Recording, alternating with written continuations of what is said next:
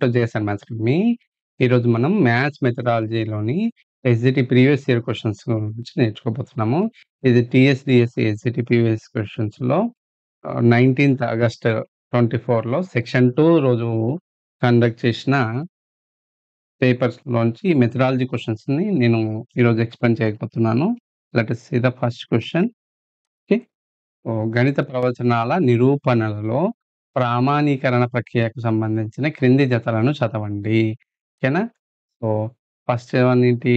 ప్రధాన సంఖ్యలన్నీయు బేసి సంఖ్యలే అనే దానిని ఖండించడానికి 2 సరిప్రధాన సంఖ్య అనే ప్రత్యుదాహరణను ఇవ్వడం. ఇది అనియత నిరూపణ.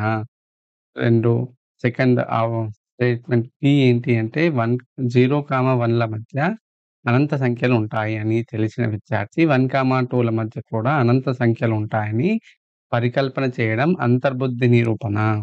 ఓకే. థర్డ్ స్టేట్మెంట్ ఏంటి?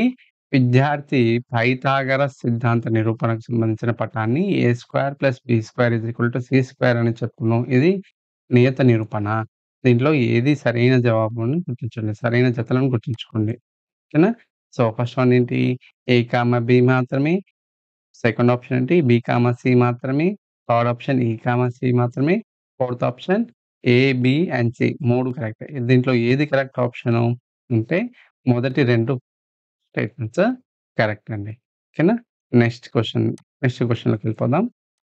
ఒక విద్యార్థి అకర్ణీయ సంఖ్యలు, భిన్నాల మధ్య గల భేదాలను చెప్పగలరు. అయినా విద్యార్థి సాధించిన విద్యా ప్రమాణము. ఓకే. ఫస్ట్ ఆప్షన్ సమస్య సాధన. సెకండ్ ఆప్షన్ అనుసంధానము. థర్డ్ ఆప్షన్ వ్యక్తపరచడము. ఫోర్త్ ఆప్షన్ కారణాలు చెప్పడము, నిరూపణ చేయడము. ఓకే. దీంట్లో కరెక్ట్ ఆప్షన్ ఏమైతుంది? కరెక్ట్ అండి. Fourth option correct one. ఓకేనా? Next one. క్రింది వాటిలో ఆగమన పద్ధతిని ఉపయోగించడానికి మిక్కిలి అనువైన సందర్భాలు గుర్తించండి. ఆగమన పద్ధతిని ఎప్పుడు యూజ్ చేస్తాము మనము అది చెప్తున్నాడు. ఒకటి సూత్రాలను ఉత్పాదించడానికి, సూత్రాలను తయారు చేయడానికి. నెక్స్ట్ నెక్స్ట్ వన్ ఏంటి? నియమాలను రూపొందించడానికి. నెక్స్ట్ సమస్య సాధనను, సూత్రాలను ఉపయోగించడానికి ప్రాధాన్యత లేనప్పుడు.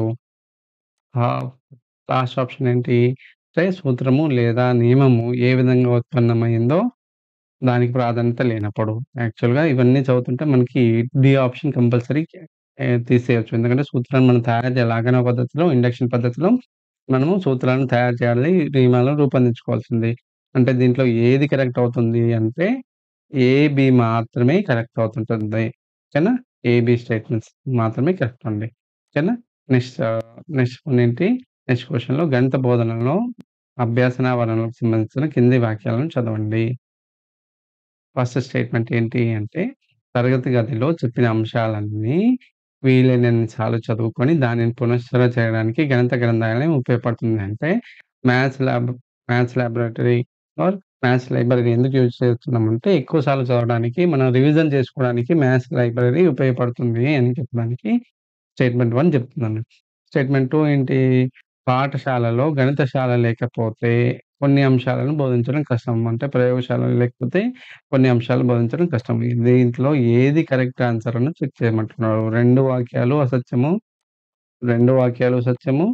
థర్డ్ ఆప్షన్ వచ్చేసి statement 1 true, statement 2 false and fourth option statement 1 is false and statement 2 is true. దీంట్లో ఏది కరెక్ట్? 2 వాక్యాలు సత్యమే. ఓకేనా? సో, 147th క్వెషన్ చూడండి.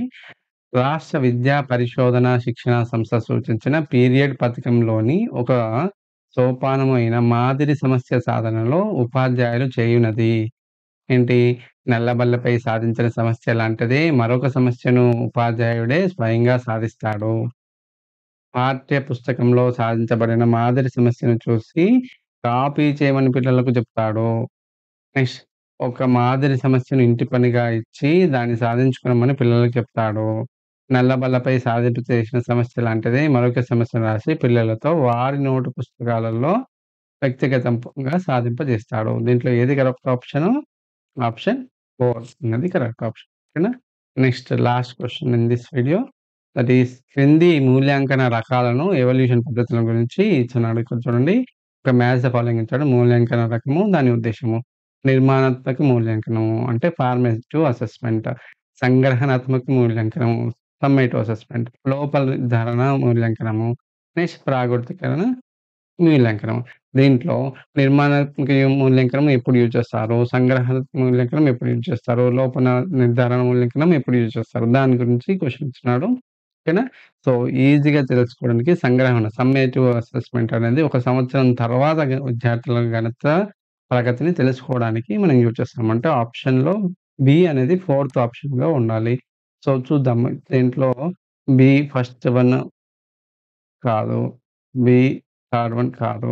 బి ఫోర్త్ అంటే మనకి ఈ 4 ఆప్షన్స్‌లో మూడో ఆప్షన్ అంటే థర్డ్ ఆప్షన్ వచ్చేసరికి బి అన్నది కరెక్ట్. అంటే ఈ మ్యాథ్స్ వాలింక్‌లో ఏ ఒక్క ఆన్సర్ తెలిసినా మనకి ఆన్సర్స్ కరెక్ట్ మార్క్స్ వచ్చే ఛాన్సెస్ ఉంటాయండి. సో, దీనికి కరెక్ట్ ఆప్షన్ ఏంటి? Third one.